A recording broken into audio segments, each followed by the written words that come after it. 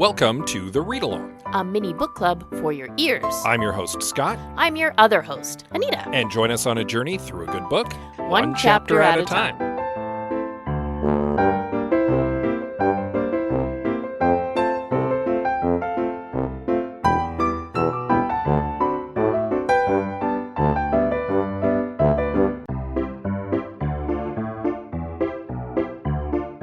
Do you like talking about movies? Do you like talking about mediocre movies? Do you like talking about how you could have fixed mediocre movies? Well, I certainly do, and you can listen to me, Scott C. Bourgeois, along with my co-hosts Greg Beaver and Liam Creswick, as we give our notes, and I have some notes. You can follow it now on your podcatcher of choice, or support it by visiting patreon.com/IHaveSomeNotes.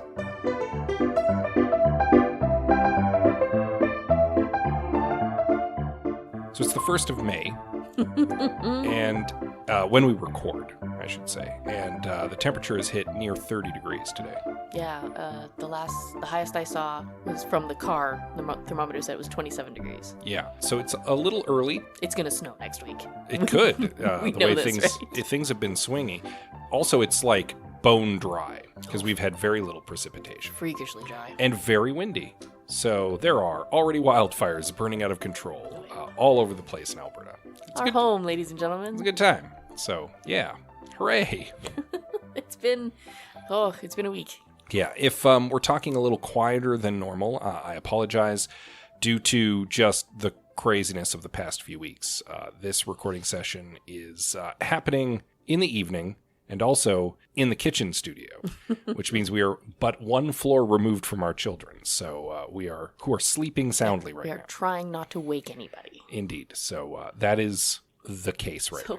Welcome to a very intimate session of the read-along. The read-along after dark. Still rated PG. Of course. Just giving you a heads up on that situation. To the book? Sure. To the book. I guess we don't have much preamble this week. Yeah, so a brief recap of Chapter 2 of our novel, in which the Queen goes and gets a little bit more in the way of details about what's going on, goes about her day, has a little snack with Prince Philip, who's going on a little vacay with the promise to bring Her Majesty back some fudge. And that leads us into Chapter 3 of The Windsor Knot by S.J. Bennett.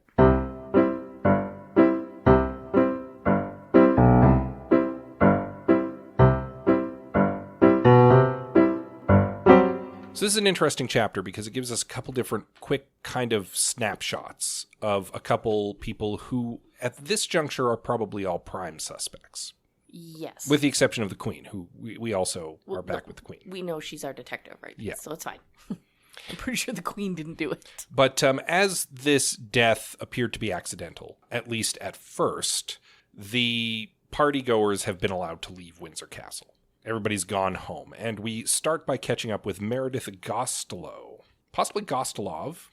It's possible the W is pronounced V. Yeah, I'm not entirely sure. And she is of Russian descent. We are assuming she is the actress of Russian descent. So it could be Gostelow, it could be Gostelov. Not 100% certain. Might look into that. Didn't look into that before this. That's okay. I've been calling her Meredith. Yeah, either way, she's taken an Uber back from Windsor Castle to her downtown London flat. And is cursing herself for the expense, but keeps thinking well, you go to a fancy dinner and an overnight sleepover at Windsor Castle, and then one thinks of oneself as above trivial expenses, and it's only after you get home that you're like, oh, I just spent $200 on an Uber. Oops. Whoopsie. Well, also, she's been referring to herself as one. Yeah, because she's in the royal mode. Yes, exactly. Having been rubbing shoulders with Charles and the Queen. I ended up feeling really bad for Meredith by the end of her little snippet. I really did. The poor thing. She's a hot mess. She's a hot mess. Yeah. Yes, exactly. She's physically feeling rough, right, from her night out. Mentally, she's kind of falling apart. Yeah, when she showed up fashionably late for the breakfast in the first chapter, she had kind of like an air, a mystique about her. And we can now see that that's very much put on. Yeah. Because she is struggling with the fact that she's reaching middle age and is having trouble squaring that with the fact that she still feels like a young woman on the inside. I loved her description of herself that she is a young woman in an old woman's body. And she's not even that old if she's just hitting menopause. Right? Yeah. That's like not... she's middle-aged, but obviously she's a career actress. She's feeling older than she probably is. Absolutely. She's also struggling with like this weird feeling of both being lonely and being happy being alone. Right? Yeah. There's a dichotomy that comes up in this as well, where she's like, "Ugh, if I had someone, a they partner might have would been be looking after me. They'd be giving me a sober second thought, but then, I'd have a partner I'd have to look after. Yeah, she wants someone to care about somebody. She wants someone to dote on her, but she doesn't want to have to dote back. Yeah, that seems pretty accurate. And she thinks evasively a little bit about the night before. She has a couple thoughts which were like, ugh, what happened last night? Yeah, how things are different now. Yeah. Right? I realize it's written that way to cast suspicion by the end of the chapter, absolutely.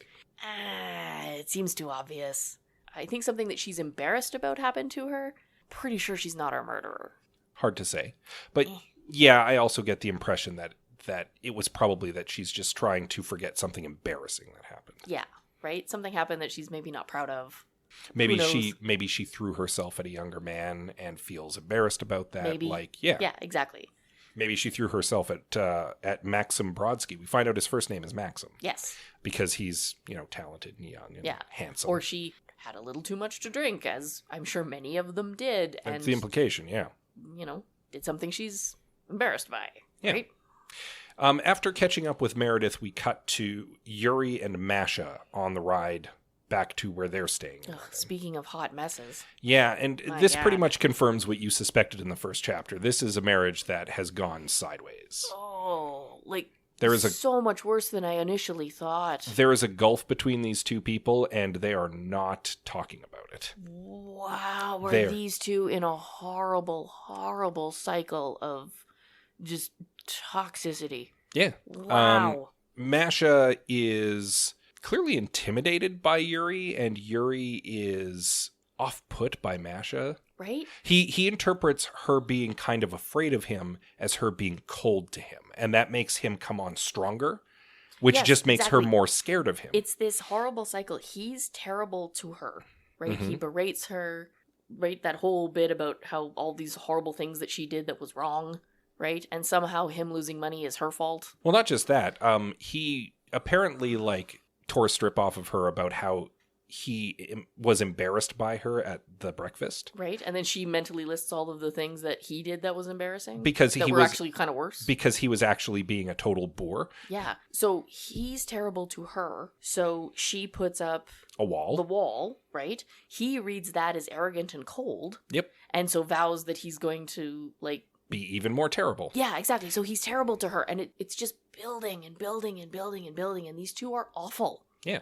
To the point where he, surprises her with news that Brodsky has died, just to get a reaction out of her. Yeah, well, because he obviously assumes that they're having an affair, even though he doesn't say it outright. I get that impression as well. Right? Because he is expecting her to be upset. Yeah. That her supposed lover has died. And she is upset, but possibly because it's just someone that she liked died. Yeah.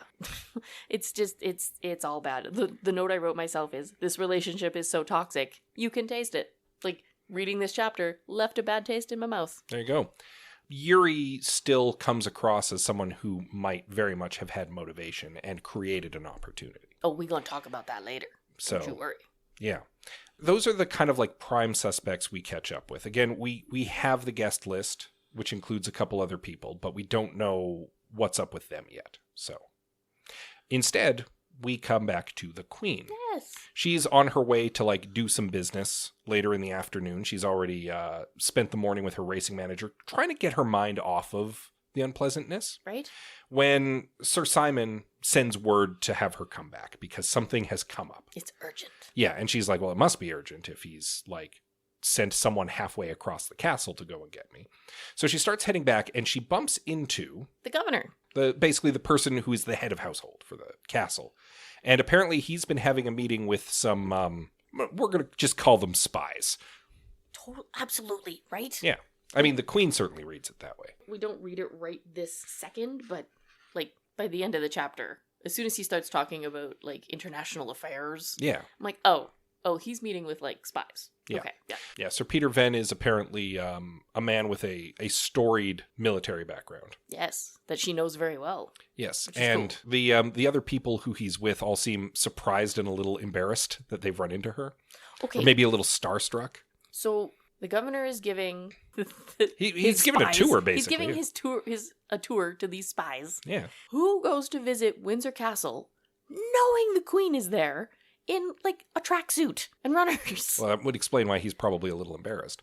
Also, it's possible he was called in very last minute. We don't know the circumstances behind this meeting. We don't know what this meeting was about. Okay, fair enough. But still, like, oh, my dude.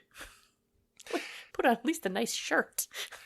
Having had an amusing little aside with the little group, which certainly will come up again, because my assumption is that the laws of conservation of narrative indicates that Sir Peter and this group of spies may come back into the story at some point.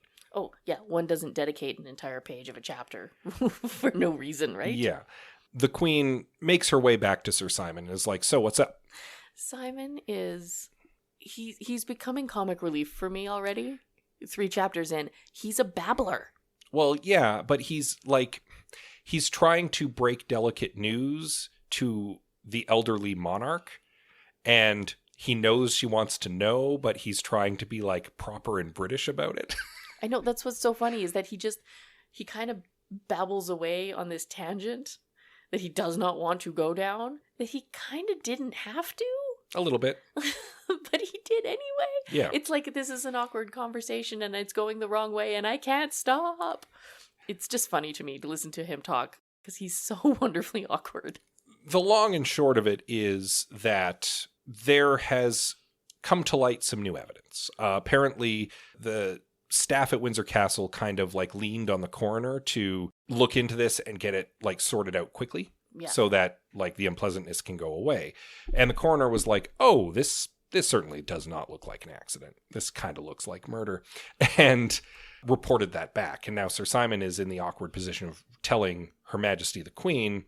So basically, this looks like it might have been staged because, number one, dude's neck was broken. And the Queen is like, yes, I've read detective novels, necks break all the time. And he's like, yes, but more than that, it looks like it shouldn't have from the way that he was set up. And more importantly, it looks like he was tied up after he was already dead, incapacitated or dead. Yeah. And the Queen is like, oh, fascinating. Her mental process goes more along the lines of, well, that means that there was possibly a murderer running around the castle the other night. Indeed. And that is bad news. Yes. But rather than go into immediate mystery solving mode, because we know that the Queen is our detective, instead she's like, well, I trust the people at MI6 will handle this. And in the meantime, I'm going to go have me some more gin. Because it's gin o'clock for Her Majesty the Queen. It's been a day. She needs a drink. And that's where we end the chapter with QE2 going to get a second drink, actually. She's already had one. So here's something that kind of stuck in my craw about this chapter. Okay. About this murder specifically. Mm-hmm. It was dressed up to look like a suicide. Yes. So we don't know whether or not the death was accidental. Or premeditated. But we do know that it is staged. Whether or not Maxim Brodsky was murdered in a moment of passionate pique, or if this was coldly premeditated, might depend on if someone like a Meredith or someone like a Yuri is the killer. Right? Either way, someone is trying to cover this up. Yes. However, someone died at Windsor Castle while the Queen is staying there. It's national security. Yes, somebody died. So, like, if it was accidental, why would you bother covering it up? Because you know you're going to have to deal with MI6. Right? If you're someone who is high profile and potentially has a lot to lose, that might be motivation enough to try to dress it up as an accident. I guess. Like, hypothetically, this is not me opening the accusing parlor. We dusted it off. We've pulled the sheets off the furniture. We've lit a fire. The grandfather clock is wound. I am not ready to burst into the accusing parlor yet. But I will say, hypothetically, Meredith, she's an aging actress, obviously concerned about her career. Mm-hmm. She needs to cover it up. She would need to cover it up. She would think that she needs to cover it up. Yeah, because her life would be over. Hypothetically, if Yuri was the killer, suspecting that Maxim was sleeping with his wife, looking for an opportunity to get him into a compromising place where he could off him, kills him at Windsor Castle, having had him invited there because it was an opportunity, makes it look like an accident because he doesn't want it to look like murder. I'm using those two extremes because at the moment, if Meredith was the killer, my assumption would be an accident. If Yuri was the killer, my assumption would be premeditated. Yes, exactly. What I'm saying is, you must have calculated somewhere in your mind that you would have to be dealing with MI6. But maybe not. These are guests to Windsor Castle. Meredith is British, but Yuri and Masha are both Russian. Right. They're visitors. So they might not know. I'm just saying, our murderer should have detailed better. Well, yeah. Because I am also going under the assumption that it was premeditated, that someone has planned this murder. They needed to detail better. Because it needed to come off as an accident because of where you were and who you were with, right? Like, that is some kind of genital fortitude to have the gall to murder someone at Windsor Castle while the Queen is there, when security is at its peak, right? Like, that's brave.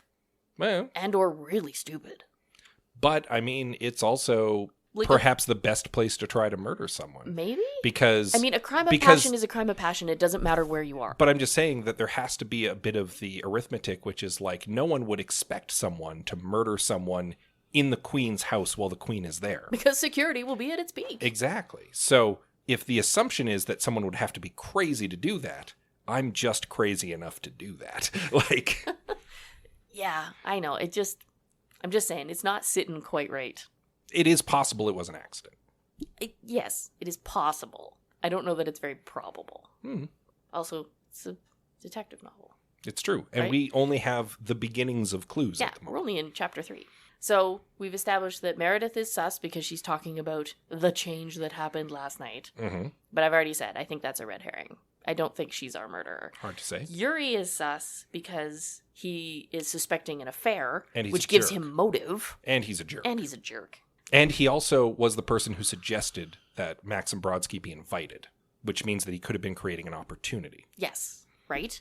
So he's our most sus? Yeah, because you need means, opportunity, and motive. That's the fire triangle of murder, right? Mm-hmm.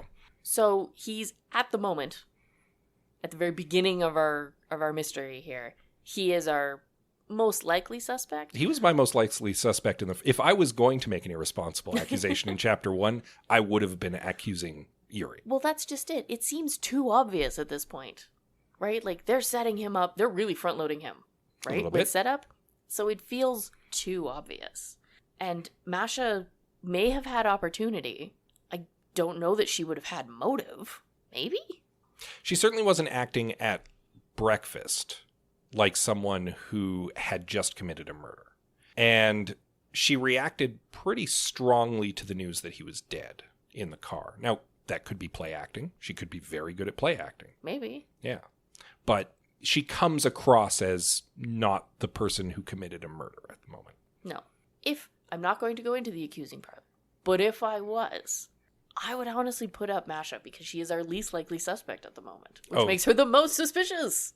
But that is, of course, wildly irresponsible, which is what we do best. It's true. Well, let's not forget that we also have been name-dropped a hedge fund guy, Jay Hacks, we know nothing about. Correct. And, of course, the most suspicious person at that dinner was Sir David Attenborough. So... What, not the Archbishop of Canterbury? No, the Archbishop of Canterbury was a great conversationalist who was brought in to be a great conversationalist. He is a man of God. Yeah. He would never. Meredith was rubbing shoulders with him for a few hours, talking about cool stuff. And she's like, over the moon about it. He's the Archbishop of Canterbury. All right, well, if we're not going to be going into the full accusing parlor at this time, because neither of us is quite ready to make a fully irresponsible accusation. This is a half-assed irresponsible accusation already. Other than impugning the reputation of poor Sir David Attenborough. we'll kind of wrap it up there. So you'll want to read up on Chapter 4 in time for next week. In the meantime, while you're waiting for that episode to drop, you could give a little rating and review to this episode on your podcatcher of choice. We appreciate you. Yeah, you can also fire us off a missive, a telegram via the social medias. An electronic message of some kind. We are on Twitter, Instagram, Facebook, and Goodreads. We are at The Read Along for most of those, so we're pretty easy to find. Yep, you can also send us an email. Absolutely. Send your digital love to thereadalong@gmail.com. And with that said, as always, we love you very much, and we'll see you next time. One is suspicious.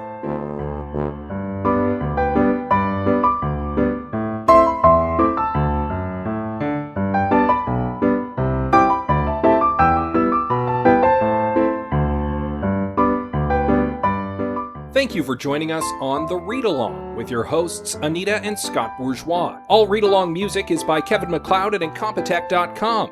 Cover art is by Aaron Beaver. Be sure to join us on Twitter, Instagram, and Facebook at The Read Along, and check out our group on Goodreads.com.